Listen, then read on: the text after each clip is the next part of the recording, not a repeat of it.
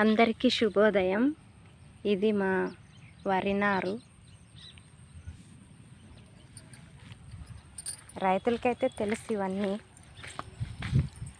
సిటీల్లో ఉన్న వాళ్ళకి తెలియదు.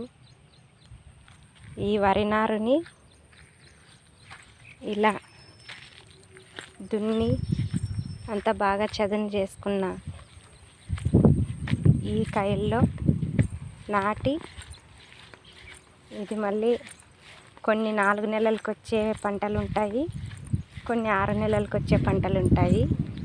దీంట్లో నాటిన తర్వాత మళ్ళీ అది కోసి దాన్ని వడ్ల మిషన్కి వేస్తే బియ్యం వస్తాయి. చాలామంది చిన్నపిల్లలకి బియ్యం ఎలా వస్తాయి కూడా తెలియకుండా తల్లిదండ్రులు పెంచుతున్నారు. ఇవన్నీ చేయాలంటే ఎంతో కష్టపడాలి రైతులు. ఆ కష్టం విలువ పిల్లలకు తెలిసేలాగా అప్పుడప్పుడు ఇలా పల్లెలకి తీసుకొచ్చి వాళ్ళకి తెలియజేయడం ద్వారా ఆహారాన్ని వృధా కాకుండా కూడా చేసుకోవచ్చు. అందరికీ శుభోదయం.